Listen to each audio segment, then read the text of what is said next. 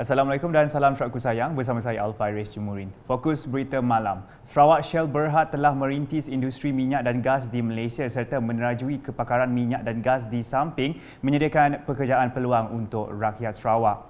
Menurut Premier Sarawak, Datuk Patinggi Tan Sri Dr. Abang Abdul Rahman Zohari Tun Datuk Abang Openg, sejak kebelakangan ini, Sarawak Shell Berhad juga telah menerajui peralihan tenaga. Katanya dengan lebih 100 tahun beroperasi di Malaysia, Shell boleh berbangga kerana dapat mengambil langkah seterusnya dalam projek yang pertama seumpamanya di Sarawak. Beliau berucap demikian semasa menyempurnakan Majlis Perasmian Penyiapan Mekanikal Perolehan dan Pembinaan EPC antara Sarawak Shell Berhad SSB bersama Petronas Carigali Sdn Berhad dan Penerokaan Tenaga Brunei di Demak Maju Kuching pada Sabtu.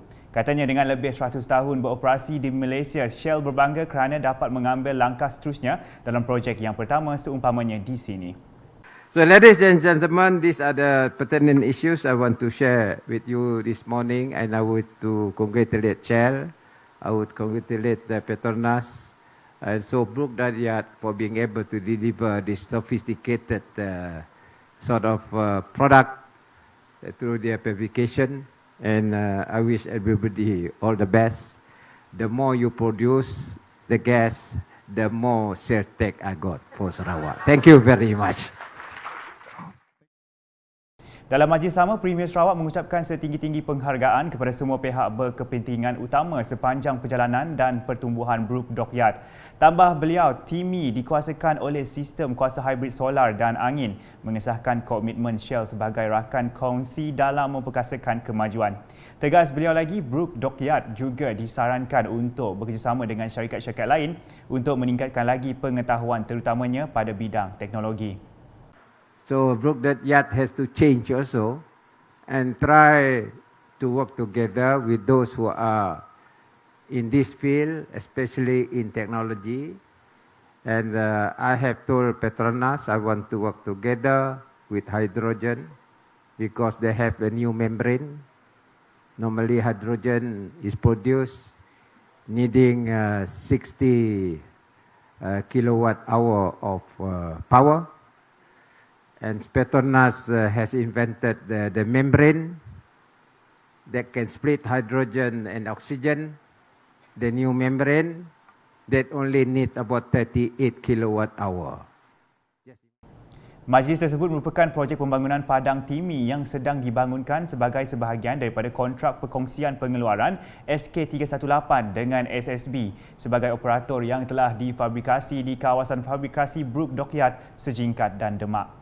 Turut hadir Timbalan Premier Sarawak, Datuk Ahmad Douglas Ugambas, Timbalan Menteri Infrastruktur dan Pembangunan Pelabuhan 2, Pembangunan Pelabuhan Datuk Majang Renggi, Timbalan Menteri Infrastruktur dan Pembangunan Pelabuhan 1, Pembangunan Infrastruktur, Insinyur Aidil Lariwu, Pengurusi Brooke Dockyard and Engineering Works Corporation, Datuk Insinyur Safri Zainuddin, Pengurusi Shell MDS Malaysia dan Naib Presiden Kanan Huluan Malaysia, Ivan Tan dan tetamu yang lain.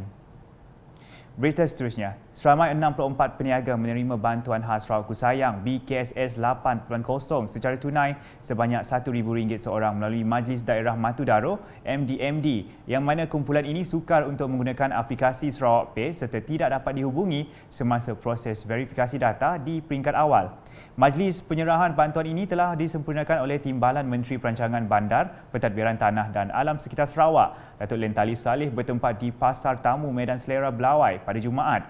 Selain itu, BKSS yang diserahkan pada pagi juga meliputi seramai 26 penerima bagi tahun lepas, iaitu BKSS 6.0, di mana setiap seorang menerima RM1,500 secara one-off, merupakan mereka yang gagal dihubungi melalui telefon serta tidak mempunyai akaun Sarawak Pay dan juga akaun bank yang tidak dapat disahkan.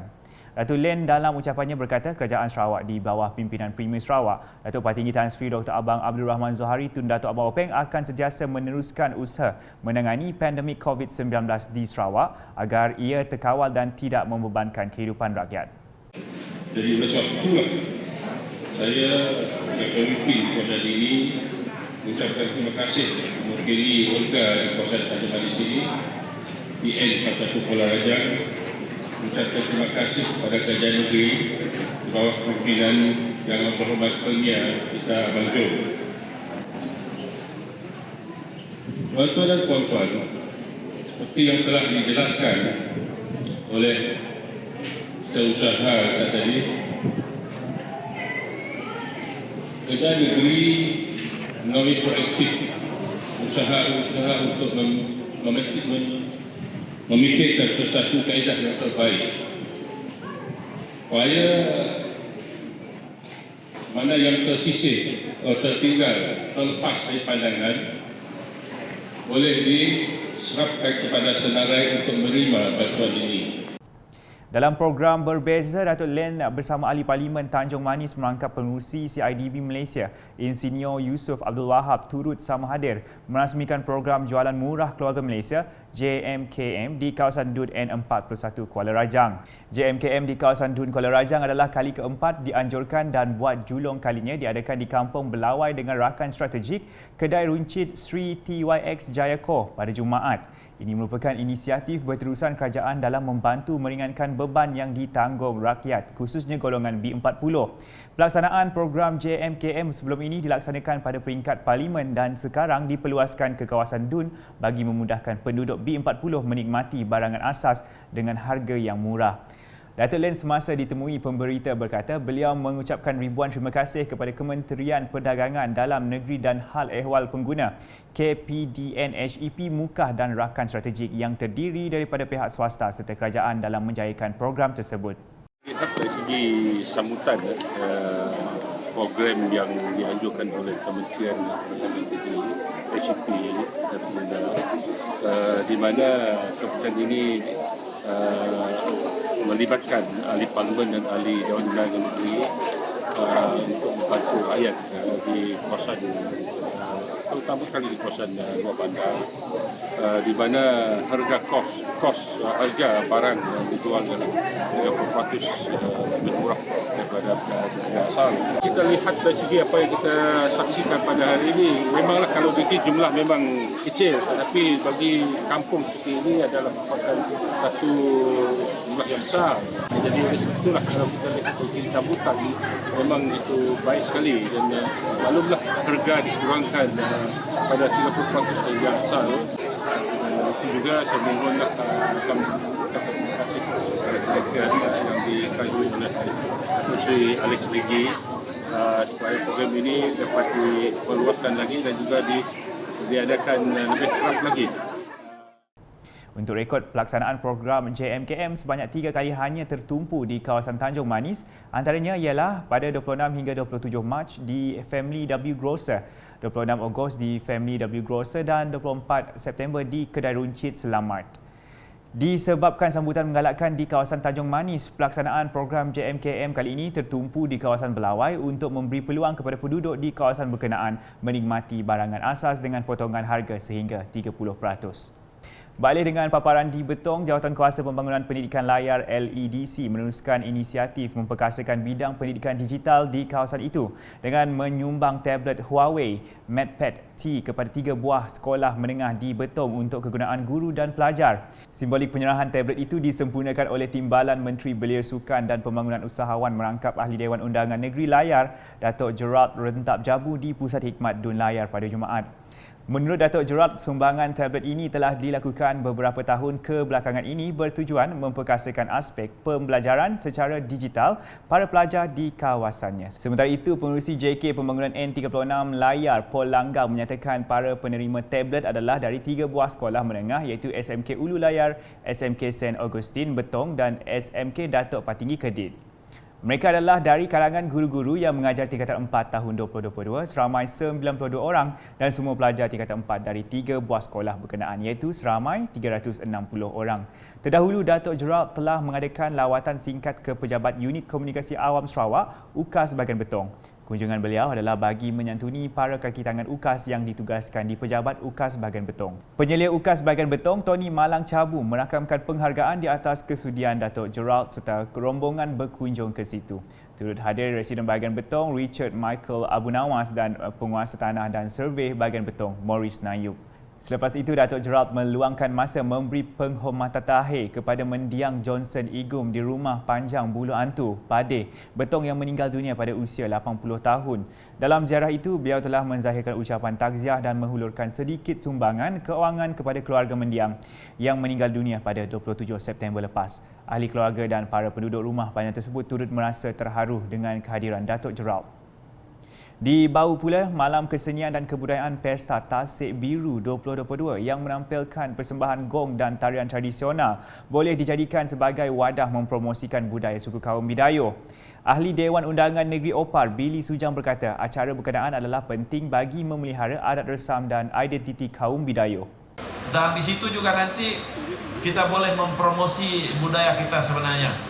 Kita boleh mempromosikan budaya kita dan bertukar-tukar kebudayaan di antara pelbagai etnik dalam suku Bidayuh. Dalam kitab Bidayuh ini pun kita sudah ada bermacam-macam sub-etnik. Jadi kita boleh nanti persembahkan kumpulan Selakulit macam mana, dan Bidayuh Bau macam mana, Singgah macam mana, Seriat macam mana, Penriset macam mana. Kita sudah ada pelbagai persembahan. Kalau kita lihat siapa yang pernah ikut Pesta Bromo, adalah tahu, boleh melihat sekali ya. Boleh tengok perbezaan pakaian yang diperagakan. Dan pada acara, kalau kita ingat pada acara 2018 Niti Daun tuh, Gawai Niti Daun 2018, di situ juga kita nampak begitu kayanya kita ini dengan budaya dan juga kesenian kita. Beliau berkata demikian ketika menyempurnakan Malam Kesenian dan Kebudayaan Persembahan Gong dan Tarian Tradisional bersempena dengan Pesta Tasik Biru Bau pada Khamis. Billy menambah program tersebut mempersembahkan 5 kumpulan kebudayaan daripada daerah Bau, iaitu Kampung Stas, Kampung Merembe, Kampung Opar, Kampung Gumbang dan Tanjung Budaya Singai. Katanya lagi, pesta gong dan tarian tradisional yang julung kalinya diadakan akan dapat dijadikan sebahagian daripada acara tahunan dalam daerah Bau sebagai salah sebuah tarikan pelancong. Manakala di Miri, seramai 65 peserta dari 14 buah rumah panjang kampung tradisi dari Miri, Limbang dan Bintulu telah menghadiri kursus program transformasi kampung VTP di Miri. Menurut pengarah urusan MIWT Global Resources Sendirian Berhad, Mustafa Kamal Kasim, mereka ini akan diajar kemahiran-kemahiran tertentu dalam usaha memajukan kawasan penempatan mereka sebaik sahaja tamat kursus berkenaan. Setiap peserta akan melibatkan diri secara aktif dengan menyertai semua aktiviti yang dijalankan oleh pusat latihan sepanjang latihan.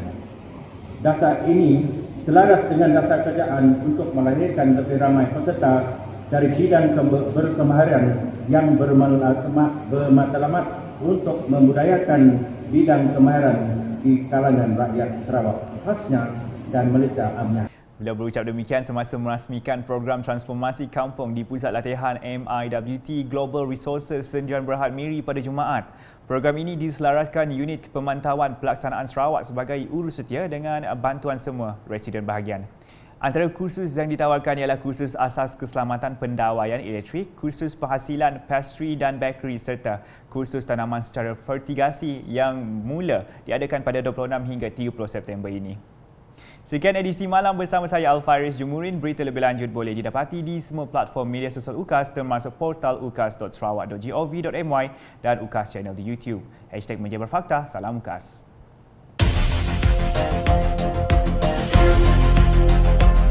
Thank you.